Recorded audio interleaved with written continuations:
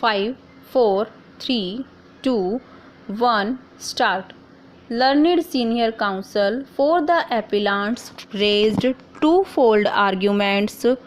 First, that Harpal Singh, one of the plaintiffs, died on 4th December 1997 during the pendency of the appeal before the First Appellate Court. Since his legal representatives were not brought on record, the appeal stood abated.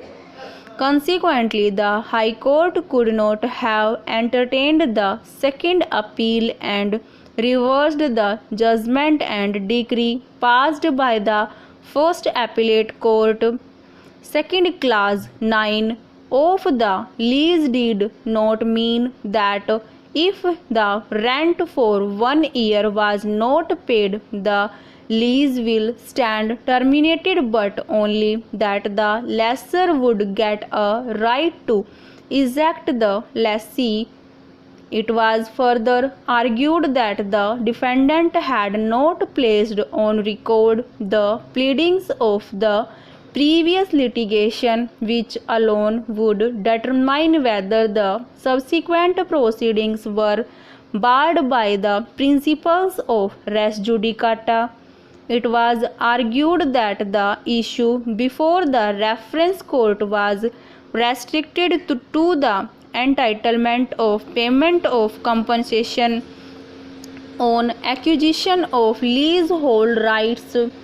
The right of the landlord to claim possession was not a subject matter of reference, nor could it be a subject matter of such reference stanza. Therefore, the decision of the reference court was neither res judicata nor constructive res judicata within the meaning of explanation 4 to Section 11 of the Code. It was also argued that the suit was within the period of limitation, as neither Article 67 nor Article 66 would be applicable, but that the plaintiffs had a right to seek possession under Article 65 of the Limitation Act, which confers a right on the plaintiffs to seek possession from a person who is in possession by virtue of his title. Stanza. It is for the defendant to prove that his possession is open, continuous and uninterrupted, so as to the adverse possession into ownership. It was argued that the defendant had not denied the tenancy prior to the filing of the present suit for possession.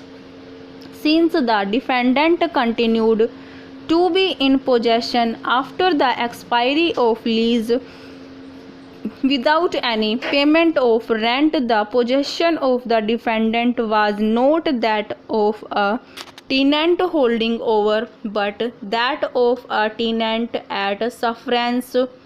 In terms of Section 116 of the TP Act, the acceptance of rent by the appellants will alone create a new tenancy, or the status of the tenant as tenant holding over. It was open to the appellants to seek eviction on account of the non-payment of rent, but the possession of the respondent could not into title, as his possession was that of a tenant at sufferance. It was thus argued that the possession of the defendant was merely permissive possession under a lease deed. Therefore, the plea of adverse possession was not available to the defendant. Stanza. The defendant respondent contended that in the award of the reference court there was a finding to the effect that the lease stood determined. The reliance is placed upon the findings recorded by the High Court that the tenancy stood terminated void notice dated 30th September 1960. Therefore, the period of limitation commenced from the date of the notice terminating the lease, or in any case from the date of the award of the reference court. Thus, the suit filed by the plaintiffs was barred by limitation. We have heard the learned counsel for the parties. The question that is required to be examined is as to which article of the Limitation Act would be applicable in the present case, as asserted by the appellants on, or articles 66 or 67 as asserted by the respondent, and from which date the period of limitation would commence.